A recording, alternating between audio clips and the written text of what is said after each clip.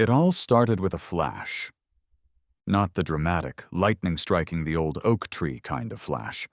Not the brilliant, life-altering epiphany kind of flash. It was a cheap, digital kind of flash, the sort you get from a 5-year-old smartphone camera, and it was aimed directly at my house.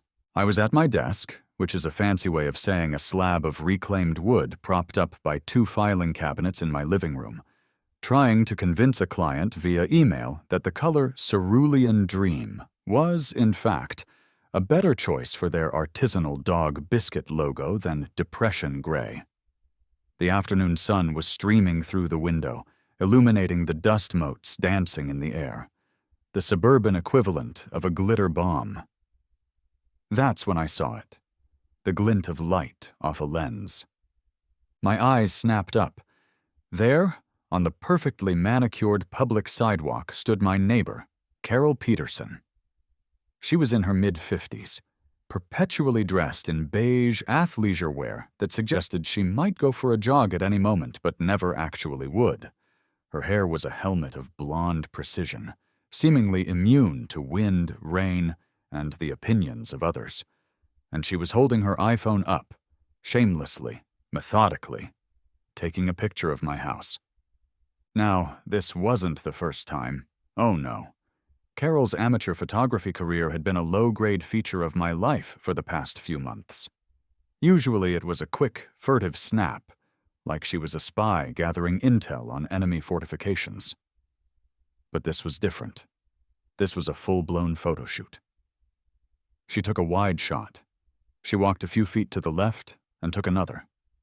She then proceeded to zoom in, her brow furrowed in concentration on what I could only assume were my azalea bushes. Were they blooming in an unapproved pattern? Was a petal threatening to fall on the non-regulation part of the lawn? My first instinct, as is often the case when faced with minor conflict, was to become one with my office chair. I slid down, my head dipping below the windowsill like a submarine captain ordering a deep dive. I stayed there for a solid 10 seconds, breathing in the faint scent of stale coffee and desperation before my curiosity got the better of me. I peeked over the edge. She was still there. Now she had a small, spiral-bound notebook out and was scribbling something down with a ferocious intensity. It was the look of a food critic who'd just found a rat in their soup. What could she possibly be documenting? The state of my siding? It was beige. The state of my roof? It was gray. My house was a monument to architectural neutrality. It was designed from the ground up to be aggressively uninteresting. I'd bought it specifically because it was the physical embodiment of a shrug. It was a place to exist quietly, to meet my graphic design deadlines, and to try and keep my ficus plant, Bartholomew, from giving up on life. I watched as she put her notebook away, gave my house one last withering glare, and marched off down the street, her mission apparently complete. I was left with a lingering sense of violation and a profound confusion. Was my house on fire and I hadn't noticed?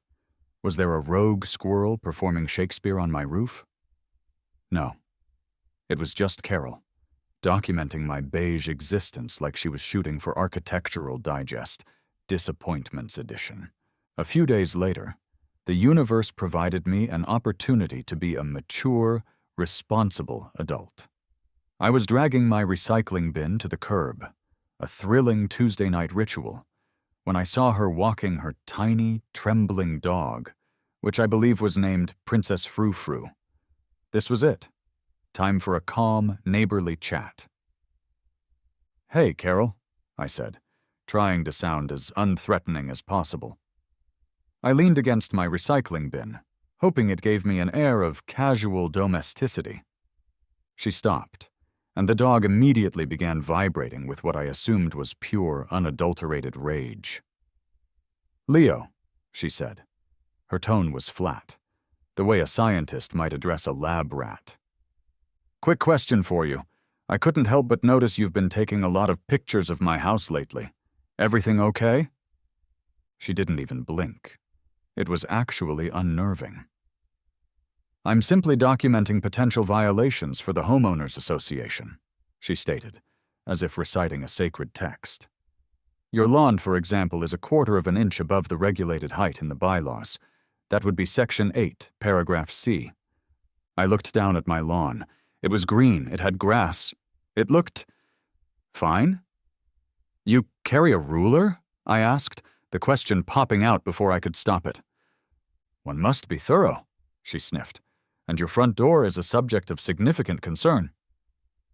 My door? What's wrong with my door? The color is unapproved. It's far too vibrant. Vibrant. I had spent an entire weekend agonizing over paint swatches, finally settling on a tasteful, muted navy blue called Gentleman's Evening. It was about as vibrant as a Tuesday afternoon in a tax accountant's office. It's navy blue, Carol, I said, my voice tight. The Hendersons down the street have a plastic flamingo that's been missing a leg since 2018. My door is the problem? The Henderson flamingo is grandfathered in, she said with an air of finality.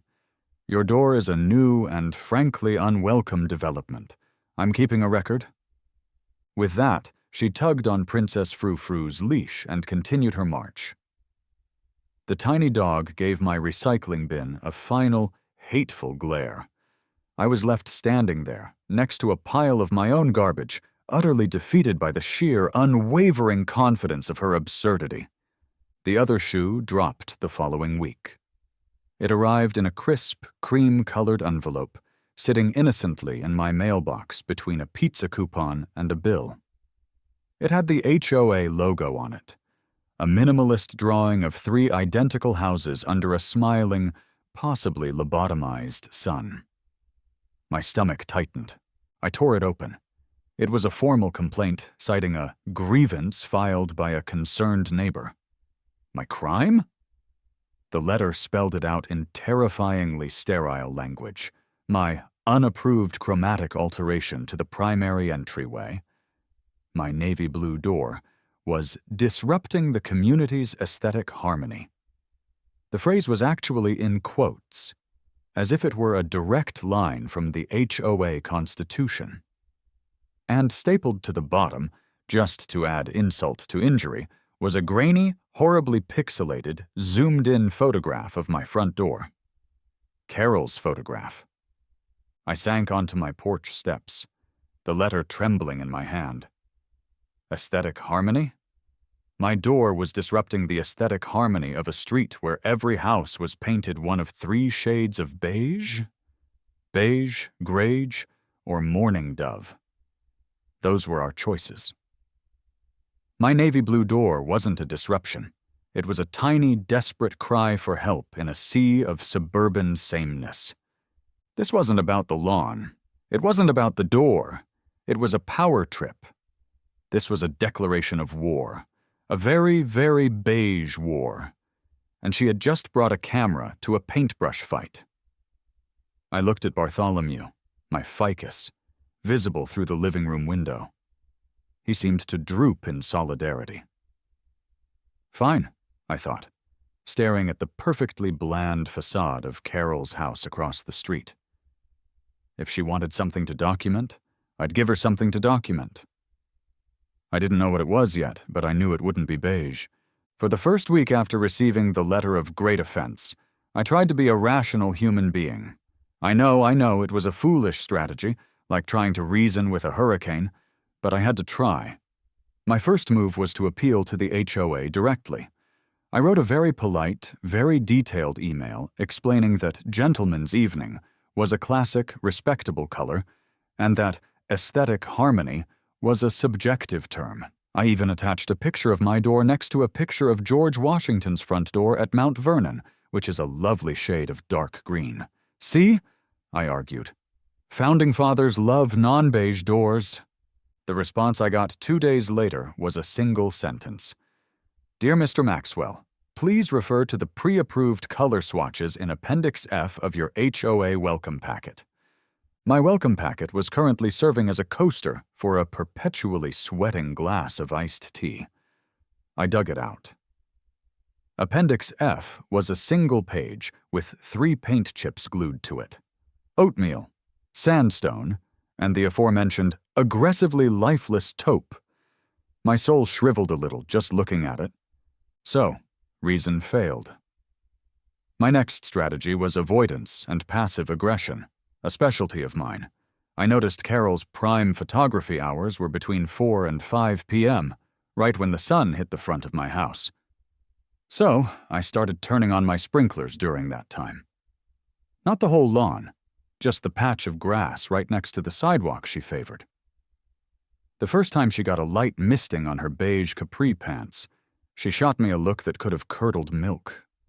It was a small, petty victory, and I savored it. Then I tried planting a bush. I went to the local nursery and asked for the fastest-growing, sight-obstructing shrub they had. I came home with a gangly, aggressive thing called a privet. I spent a whole Saturday digging a hole and planting it directly in her line of sight. It worked for about 3 days. Then she just moved her operations to a new spot on the sidewalk, forcing her to shoot from a slightly less flattering angle. The photography continued. My last-ditch effort was to lean into it. The next time I saw her out there, phone raised, I threw open my front door, struck a dramatic pose with my hand on my hip, and gave her my best blue steel. "Get my good side, Carol," I yelled. She didn't flinch. She just lowered her phone, made a note in her little book. Probably something like, "Subject exhibiting signs of mental instability," and walked away. I was at my wit's end. I vented to my best friend Mark over the phone that night. He lived in a downtown apartment, a lawless land free from the tyranny of HOAs. "Dude, you're overthinking this," he said, the sound of city traffic bleeding through the receiver. "Just ignore her. She'll get bored." "You don't understand, Mark. This woman has the focus of a hawk and the free time of a retired god. Yesterday she was taking pictures of my gutters. My gutters. Who does that? What possible violation could my gutters be committing? Loitering? Okay, that's weird," he conceded. "So fight petty with petty. Get one of those garden gnomes, the one that's flipping the bird, and point it right at her house."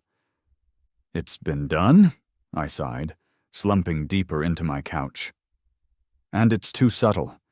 The Hendersons have that one-legged flamingo. The bar for acceptable lawn weirdness is surprisingly high. I need something bigger. Something, I don't know, reflective."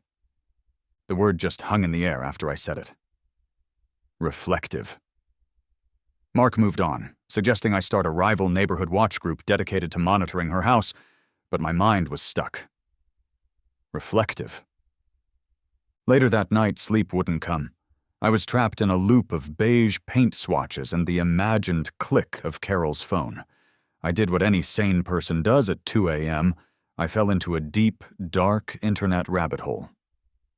I started by Googling how to legally annoy your neighbor. This led me through forums about wind chimes, high-frequency emitters that only people over 50 can hear, and something called spite fences. It was a whole world of suburban warfare I never knew existed. From there, I clicked on a link to an article about unusual home exteriors. I saw houses shaped like UFOs, houses covered in beer cans, houses painted in rainbow stripes. It was glorious. One article mentioned a man who had covered his house in CDs to scare away birds. Reflective. The algorithm, sensing my desperation, then served me a video titled, "Craziest State Fair Attractions." I clicked. I watched people get flung around on rickety-looking rides and eat deep-fried sticks of butter. And then, I saw it. A family of 4 standing in front of a building called the Funhouse. They were doubled over with laughter, pointing at their own images in the mirrors that lined the entrance. One mirror stretched them tall and thin like human noodles. Another squashed them short and wide. A third made their heads enormous and their bodies tiny. They were looking at warped, distorted, utterly ridiculous versions of themselves. My brain, which had been grinding away uselessly for weeks, suddenly fell silent. A light bulb didn't just go on in my head, A full-blown disco ball started spinning, complete with a Bee Gees soundtrack. What if every time Carol tried to document a violation, the only thing her camera captured was a monstrous, 10-foot-tall version of her own head with a pin-sized body? What if her precious evidence for the HOA looked like it was taken on another planet?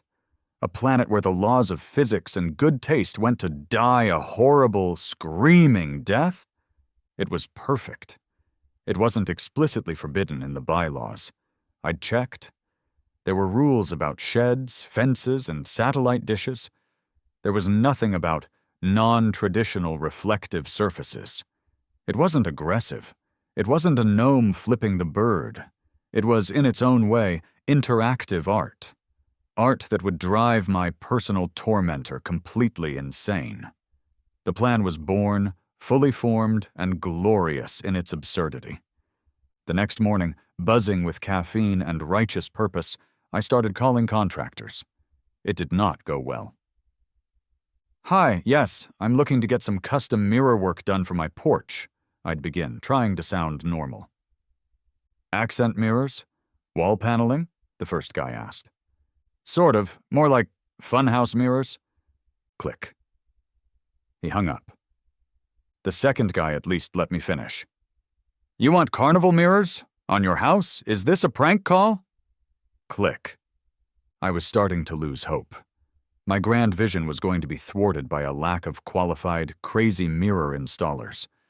I was on my last Google result for a 50-mile radius, a company with a no-nonsense name, Gus's Gutter and Glass. It sounded old school. It sounded promising. A gravelly voice answered on the second ring. "Gus's." "Hi," I began, launching into my now practiced spiel. "I have a slightly unusual project. I'm looking to install some mirrors on my front porch." "Like for decoration?" The voice, which sounded like it had been aged in a barrel of whiskey and cigarette smoke, grumbled. "Sort of," I said, bracing for impact. "I'm looking for, funhouse mirrors, the kind that make you look all wacky." There was a long, heavy pause on the other end of the line. I could hear him breathing. I could practically hear him picturing my face. Finally, he let out a long, weary sigh, the sound of a man who has seen the absolute limits of human folly and was now being asked to push them a little further. "Kid, what did your neighbor do to you?" "The dam broke. I told him everything. The camera, the lawn, the HOA, the aesthetic harmony of my navy blue door, the whole sordid, beige-soaked tale. I expected him to laugh or hang up. Instead, there was another long pause, and then a dry, hacking cackle that sounded like a rusty engine turning over. "All right," Gus said, the amusement evident in his voice. "I'll come take a look. This is the dumbest, most beautiful thing I've ever heard. My consultation fee is $50. "I'll have it in cash," I said, a massive grin spreading across my face. I had found my co-conspirator. Operation Distorted Reality was a go. Gus arrived 2 days later in a pickup truck that looked like it had personally survived the Cretaceous period. It was a glorious beast of faded red paint, rust spots, and pure, unadulterated functionality. The man who climbed out was a perfect match for the truck. Gus was a big, burly man in his 60s, with a magnificent gray beard that looked like it contained ancient secrets, a faded flannel shirt, and a tool belt that had clearly seen more action than most soldiers. He moved with the slow, deliberate confidence of a man who could build a house with a toothpick and a piece of string. He circled my porch once, his boots thudding on the concrete. He didn't say a word. He just squinted, stroking his beard, while I stood there nervously, clutching a folder with my hand-drawn blueprints. I felt like a child presenting a macaroni necklace to a master jeweler. "All right, kid, lay it on me," he finally grunted, leaning against a porch column. I opened my folder. "Okay, so," I began, my voice an octave higher than usual. "The main line of sight is from the sidewalk, right there." I pointed. "That's her primary firing position. So I was thinking the main panel, right here," I gestured to the large wall next to my living room window, "should be the makes you all squiggly and wavy one, for maximum visual chaos." Gus nodded slowly, a thoughtful expression on his face. "The spaghetti effect. Good choice. Classic." "Exactly, a classic. Then, for the panels under the windows, I was thinking convex. You know, the one that gives you a giant head and a tiny body, like a bobblehead." "The bobblehead," Gus repeated, a flicker of a smile playing on his lips. "Aggressive, I like it." "And finally," I said, moving to the space right next to my navy blue door, "the concave one. The one that stretches you tall and impossibly thin. I want her to have to look at a grotesque, Funhouse version of herself every time she tries to document my door." Gus took the drawing from me and stared at it for a long moment. He rubbed his chin. He looked from the paper to the porch, then back to the paper. I held my breath. "Gonna have to custom order these panels," he said, his voice a low rumble. "This ain't stuff you pick up at Home Depot. It's not gonna be cheap. You sure you want to spend $1,000, maybe more, just to mess with the crazy lady?" I looked across the street at Carol's house, a beige box of quiet judgment.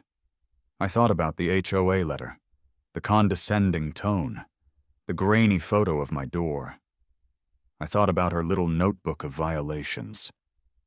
"Gus," I said with more conviction than I'd felt in months, "consider it an investment in my mental health and performance art."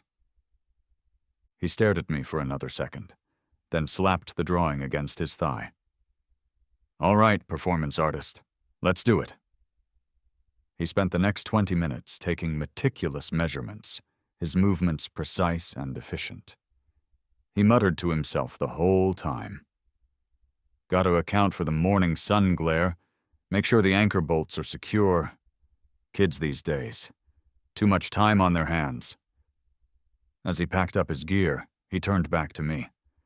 "It'll be about a week to get the panels fabricated. I'll call you." The following week was the longest of my life. I found myself peeking out the window constantly, watching Carol's patrols with a newfound sense of anticipation. It was like knowing a meteor was coming, but a very specific, hilarious meteor aimed at only one person.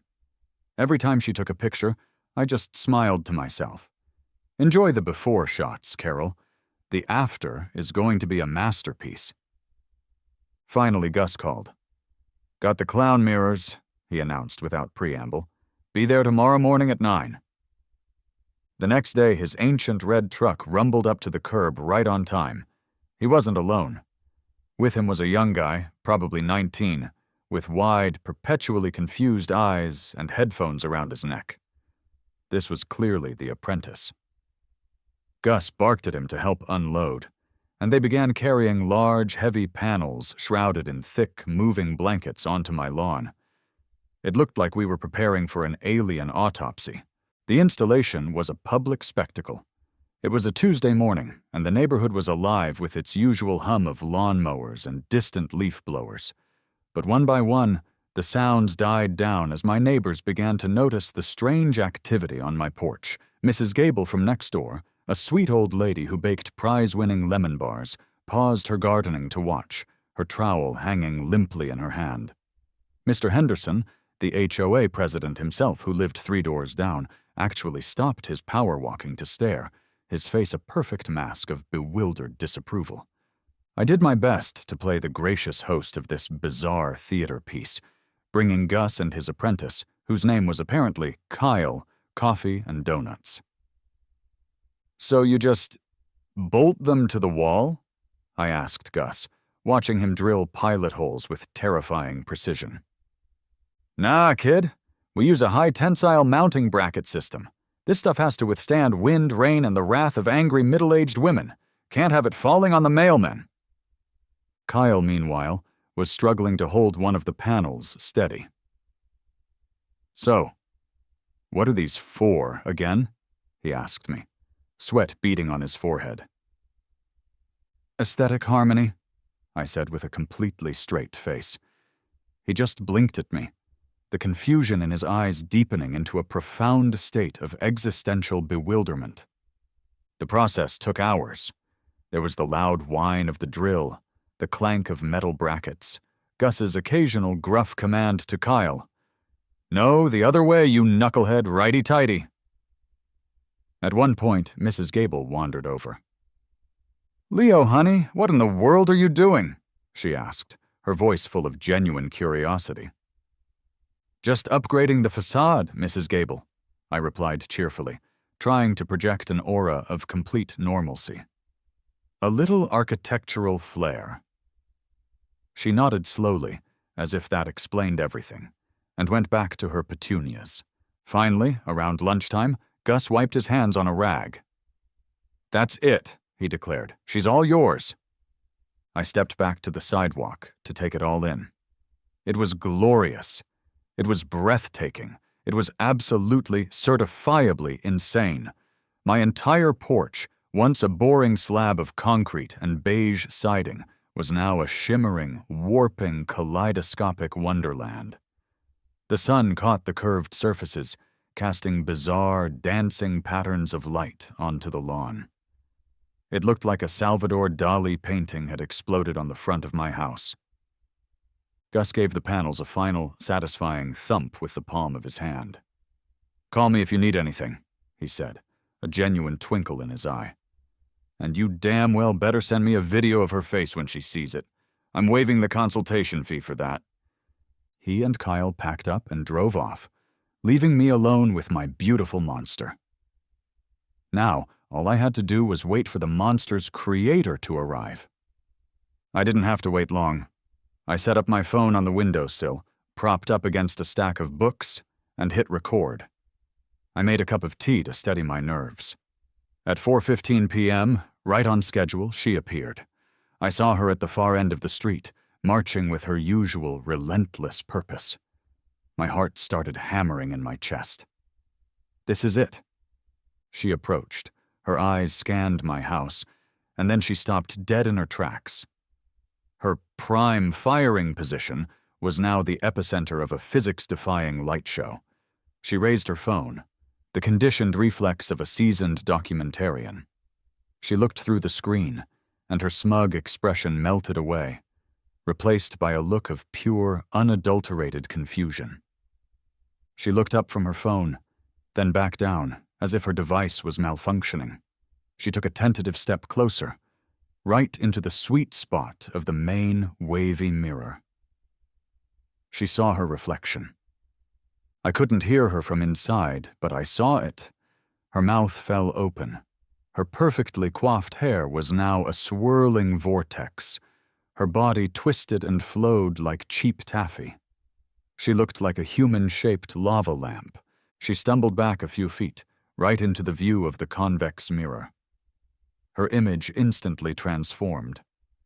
She was now a caricature, a bobblehead doll of herself, with a forehead the size of a Thanksgiving turkey and a tiny, shrunken body with T-Rex arms. She let out a small, frustrated noise that I could hear through the glass. She spun to her left, trying a different angle, and was met with the concave mirror. Now she was a 10-foot-tall piece of human spaghetti, stretched and distorted into an unnervingly tall, thin wraith. It was better than I could have ever imagined. It was a symphony of petty revenge.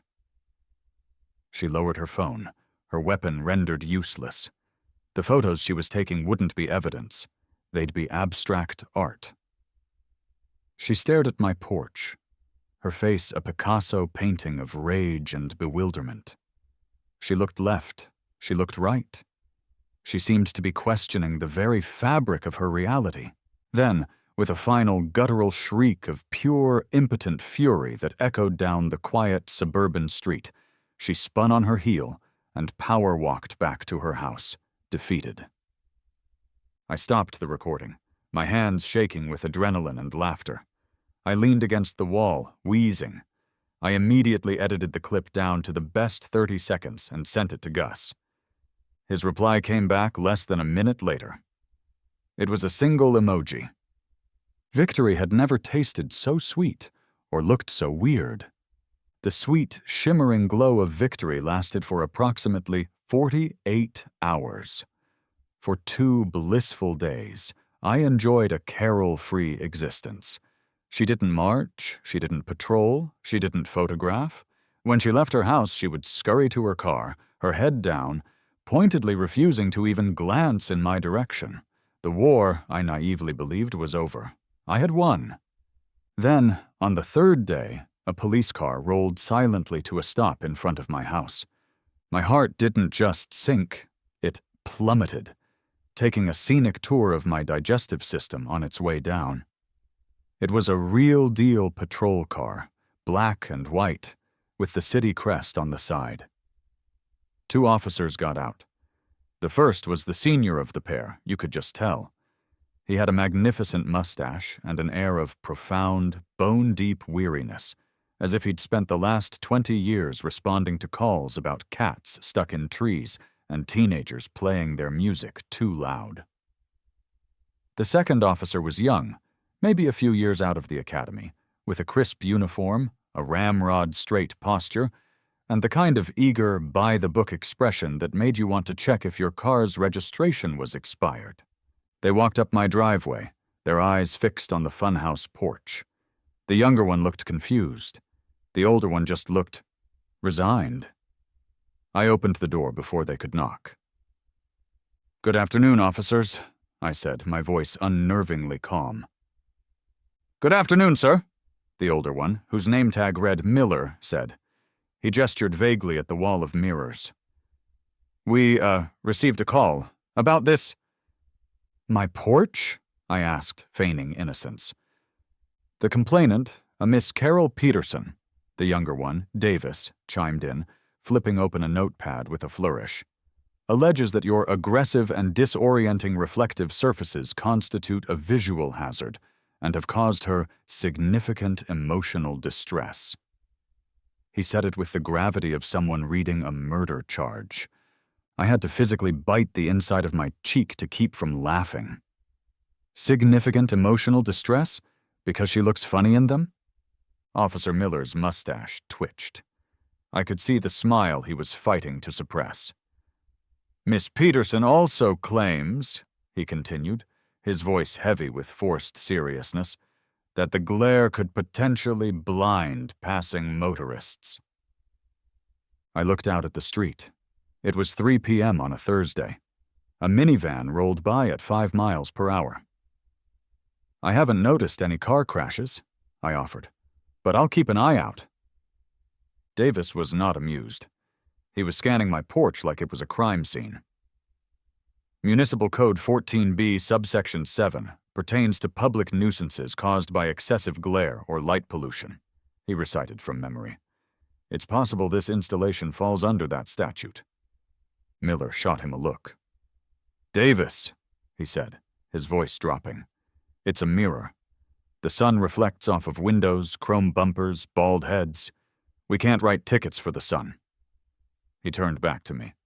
"Son, look, between you and me, we get a call from Miss Peterson about once a week. Last Tuesday it was about the Ferguson's wind chimes being, and I quote, excessively melodic. The week before that, it was the city's recycling truck idling with aggressive intent." A wave of relief washed over me. They knew she was crazy. "So," Miller said, putting his hands on his hips and surveying my handiwork, "is there any actual law that says a man can't put up some weird mirrors on his own property?" "Not that I'm aware of, officer," I said. "I read the HOA bylaws cover to cover. They're silent on the issue of carnival-themed decor." Miller nodded slowly. "There you have it." He clapped Davis on the shoulder. "Nothing to see here, kid. Let's go. We've got an actual cat in a tree over on Elm Street. A real one this time." Davis looked disappointed, like he was hoping to make a landmark case out of my porch. He reluctantly closed his notepad. "Have a good day, sir," he mumbled as they walked back to their car. I watched them drive away, a surge of pure, unadulterated victory coursing through me. I had faced the law, and the law was, if anything, slightly amused. Round 2 went to Leo.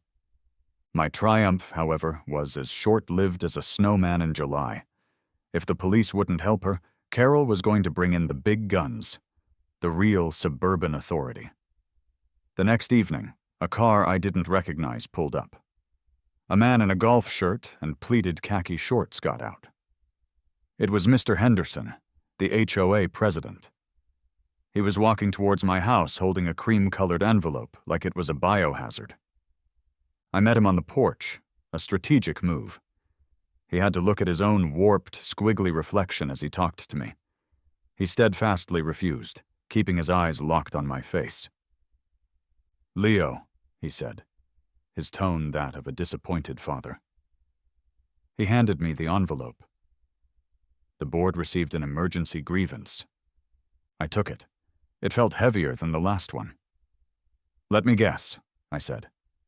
"From a concerned neighbor?" "From several, actually," he said, which caught me off guard. "Carol has been canvassing. The letter explains everything. The board has convened an emergency meeting for this Saturday. You're expected to attend and explain yourself." He looked at the wavy mirror next to me, saw his head ripple like a flag in the wind, and visibly shuddered before turning and walking briskly back to his car. I tore open the envelope. It was a formal cease and desist order, pending the board's final verdict. It was a masterpiece of bureaucratic jargon. It cited bylaws about non-standard exterior modifications, structures not in keeping with the neighborhood's established character, and, my personal favorite, installations with the potential for causing public alarm or mockery. Mockery. They put mockery in the letter. I was being summoned to an official hearing to defend my porch. The final blow came that night. My friend Mark sent me a link with the message, "Dude, you're famous." I clicked it. It was a link to the Oakwood Estates Community Watch Facebook group, a page I had wisely never joined. The top post was from Carol Peterson. It was a long, hysterical, caps lock-ridden screed about my monstrous porch of horrors. She called it a blight on our community, an eyesore of epic proportions, and a flagrant disregard for the shared values of our neighborhood. And attached to the post were the pictures, her evidence. They were glorious. There was a photo of her own reflection, stretched and distorted into a spaghetti-like creature. There was another where her head was the size of a beach ball. They were blurry, chaotic, and looked less like evidence of a housing violation and more like stills from a low-budget horror movie. I scrolled down to the comments, my stomach in knots. I expected a tidal wave of support for Carol, a digital mob calling for my head. The first few comments were just that. Brenda L. "Oh my goodness, Carol, that's awful. Think of the property values." Tom P. "Totally unacceptable. What is wrong with people these days?" But then, the tide began to turn. Dave S. "Frankly, Carol, it's hilarious. You've been photographing that poor guy's house for months. What did you expect?" Jenna R. "My kids love it. We walk by every day just to see it. They call it the wacky porch." Mark, my friend, who had apparently joined the group just to do this. "Is there a rule against being awesome?" "Because that porch is awesome. #Team Leo." And then, the best comment of all, from sweet, elderly Mrs. Gable next door. Mrs. Gable. "I think it's whimsical. It reminds me of the fairgrounds my late husband Stanley used to take me to. It adds character. Carol, dear, perhaps you need a hobby that doesn't involve your phone's camera." The comment had over 50 likes. A glimmer of hope ignited within me. Carol had overplayed her hand.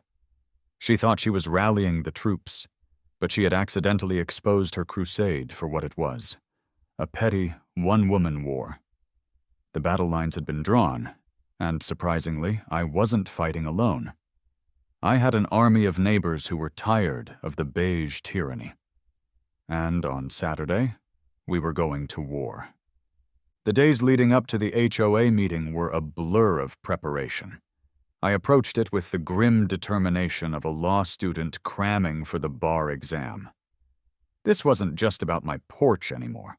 This was about the principle of the thing. This was for every person who ever wanted to paint their door navy blue in a world of taupe. My dining table became a war room.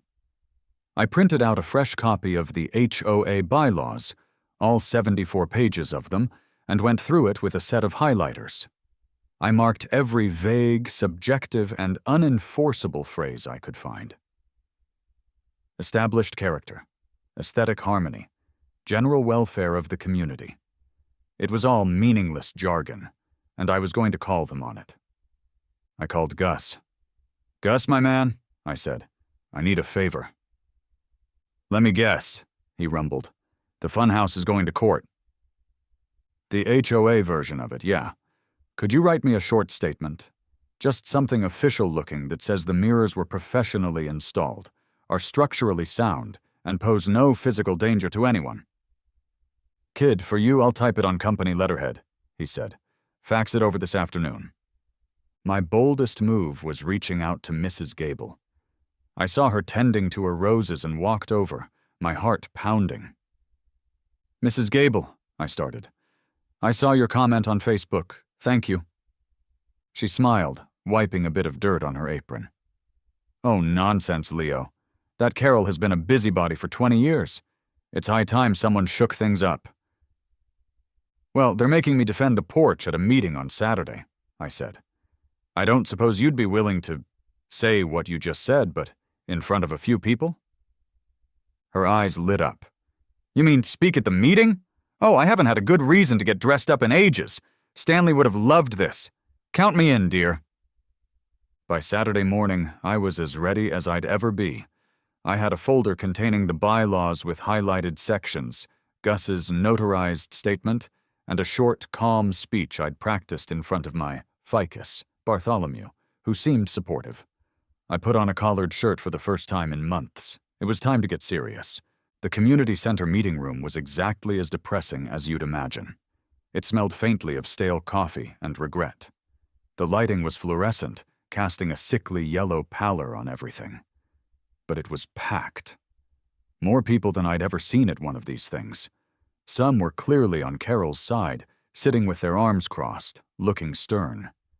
But a surprising number of people, including Dave S. and Jenna R. from the Facebook thread, gave me encouraging nods as I walked in. The HOA board sat at a long folding table at the front of the room, looking like the world's most bored judicial panel. There was Mr. Henderson, the president, flanked by two other retirees I only knew by sight. Carol was in the front row, clutching a massive 3-ring binder with a label on the spine that read, "Exhibits, 124 Oak Street." She was not messing around. Henderson banged a small gavel. "This emergency session of the Oakwood Estates Homeowners Association is now in order. We are here to discuss a formal grievance regarding the modifications at 124 Oak Street."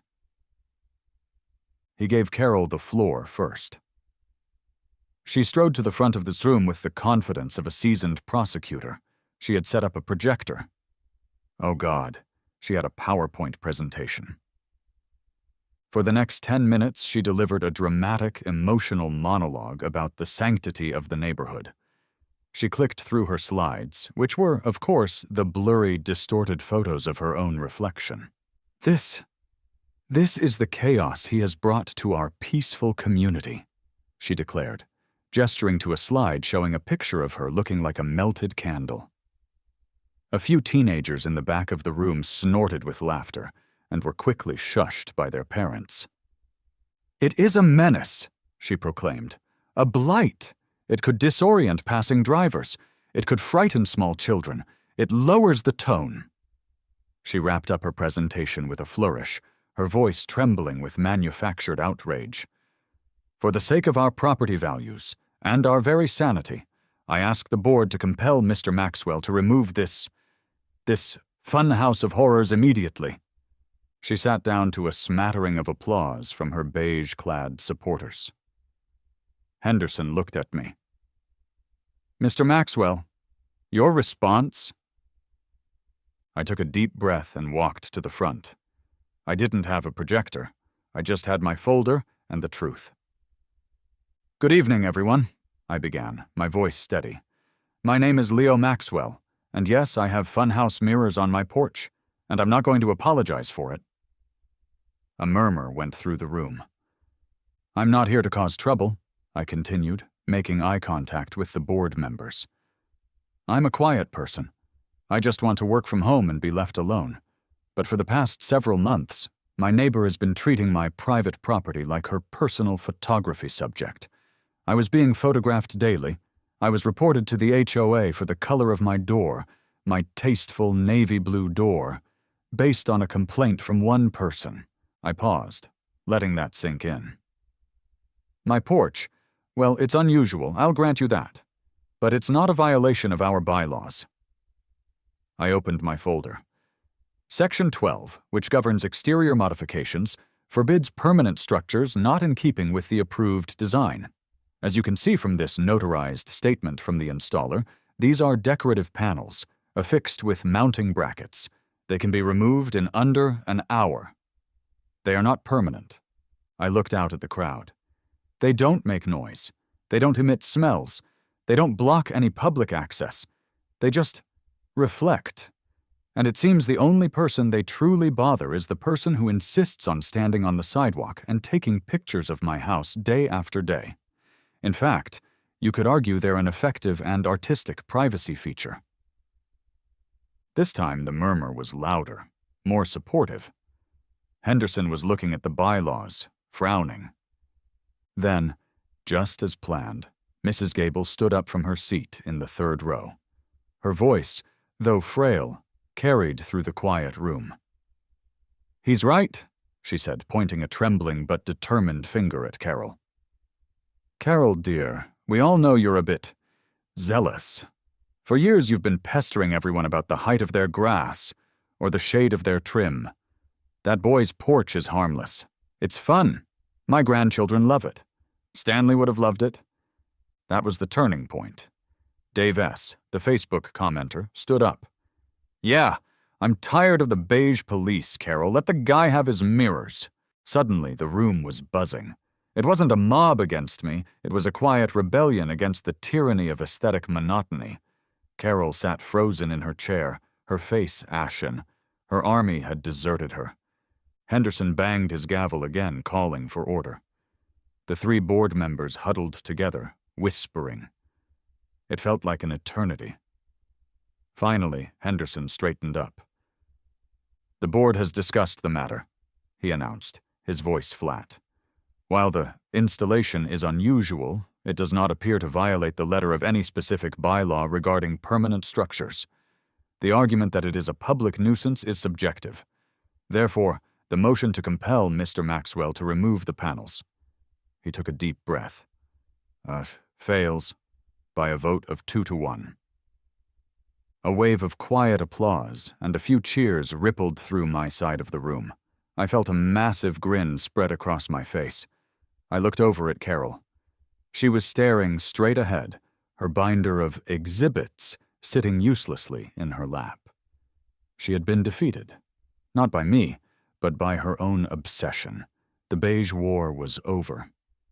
In the week following the great HOA showdown, a new kind of quiet settled over Oakwood Estates. It wasn't the tense, watchful quiet of before, but a more relaxed, peaceful version.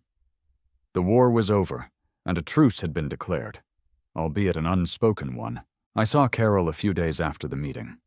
I was on my porch, my glorious, weird porch, watering Bartholomew, who I'd brought outside for some sun. She was walking Princess Frou Frou down the sidewalk. Our eyes met for a fraction of a second. There was no glare, no scowl. There was just a flicker of nothing. Resignation, perhaps. She then pointedly looked away, her gaze fixed on the horizon, and crossed to the other side of the street, giving my house a wide berth. Her phone stayed firmly in her pocket. She never took another picture of my house again. It wasn't an apology, but in the silent, passive-aggressive language of suburbia, it was a full-blown surrender treaty. I'd originally planned to take the mirrors down after a week or two, my point having been made. But a funny thing happened. I'd grown to love them. They had become a neighborhood landmark. I'd see kids on bikes ride past, stopping to make funny faces at their stretched and squashed reflections. Mrs. Gable waved at me from her garden every morning. Jenna R., from down the street, brought her toddlers by, and they shrieked with laughter, calling it the magic porch. My act of petty revenge had accidentally become a source of communal joy. I called Gus to tell him the news. "Hey, Gus, just wanted to say thanks. We won." I could hear the smile in his gravelly voice. "Knew you would, kid. Never underestimate the power of a well-placed clown mirror." "The thing is," I said, "I think I'm going to keep them up." A dry chuckle came through the phone. "Attaboy. You need any more dumb ideas brought to life? You know who to call?" The story ends here, with me sitting on my front steps, drinking my morning coffee. The sun is rising, and it hits the wavy mirror just right, sending a cascade of shimmering, distorted light dancing across my living room ceiling. It's beautiful, in its own bizarre way. I look at my own reflection in the squiggly panel next to the door. My head is huge, my body is a noodle, and my smile is a mile wide. They say good fences make good neighbors, but I've learned that sometimes, when fences aren't enough, you have to get a little more creative. Sometimes the best defense isn't a fence at all. It's a funhouse mirror, and a healthy, life-affirming appreciation for the absurd.